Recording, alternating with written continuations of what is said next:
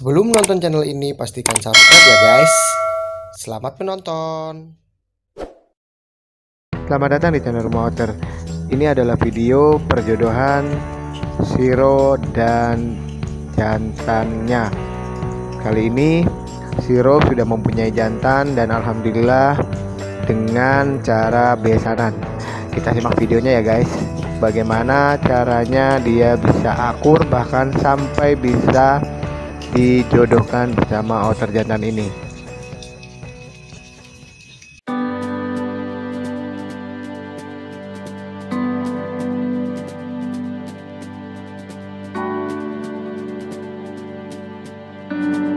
Jadi tahapnya bagaimana? Biasanya buat otter yang sistemnya besanan kayak gua.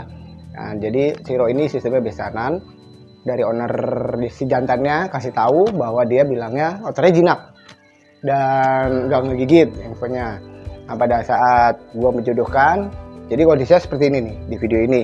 Jadi antar kandang dan kandang waktu itu gue pepetin dulu gitu. Jadi sebelum ini karena kondisi udah sekatannya udah kita copot, jadi udah kita satuin. Karena adanya kondisinya si otter jantannya pada saat ketemu nggak strike atau nggak ngegereng, jadi gue beraniin diri buat buka sekatan tengahnya itu supaya bisa langsung akur gitu loh. Jadi memang otternya juga cukup unik gitu, ternyata dua-duanya ekor putih ya kan, atau ujungnya cuil itu di ekornya itu warnanya putih gitu. Jadi pada saat gue gabungin nggak ada yang saling berontak, nggak ada yang saling strike, dan akhirnya bisa seperti ini gitu lah ya, kondisinya bisa digabungin sama gua. Dan setelah 1 hari 2 hari gua juga memberanikan diri untuk menggendong, tapi ya tahapnya tetap pelan-pelan sih. Awalnya dia ngeberontak, nggak mau, pastinya kayak gitu karena adaptasi di lingkungan baru gitu. Nggak semuanya mudah bisa dipahami buat untuk selalu langsung digendong sama kita gitu. Jadi karena kita owner baru pasti adaptasi dulu gitu, tapi alhamdulillah adaptasinya cepet dan berhasil gitu. Akhirnya dia bisa digendong sama gua. Nah mungkin ini juga jadi pelajaran buat teman-teman kalau sistemnya besanan.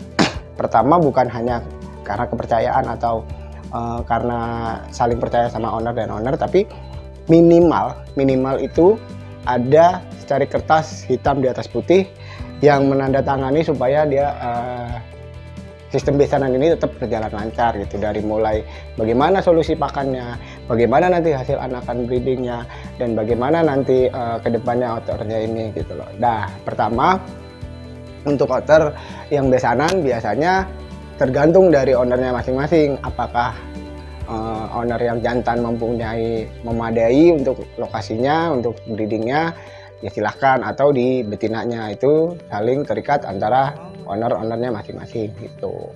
Nah alhamdulillah sih sekarang udah mau kayak gini nih, dia kayak gini terus berarti ya dia bisa udah bisa satu dan udah nggak mau udah nggak saling strike.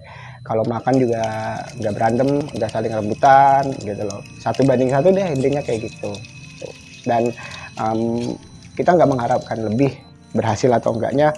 Yang penting kita bisa menyatukan dulu otter jantan dan betina dari ketemu udah besar, dan akhirnya bisa nyatu dan diprosesi buat mengembangbiakan atau breeding gitu. Doain aja buat teman-teman ya, next kedepannya gue tetap update. Nah jadi jangan sampai kehilangan jejak, karena update-nya sosial media lebih selalu dikedepankan, karena itu buat sejarah dimana kita bisa ya mungkin jadi satu sisi kenangan dan sejarah buat otter dan ownernya sendiri, bahwa ini keberhasilan buat breeding gitu. Oke, mungkin itu aja buat teman-teman. Nggak ada hal penting nggak ada hal yang lain buat proses breeding. Kalau misalkan jodoh nggak jodoh ya itu memang udah prosesinya dan kita jalanin aja. Seiring berjalannya waktu dia akan bisa mengembangbiakan dan reproduksi dengan sendirinya. Oke, salam Lumah Otter, bersama kita lestarikan.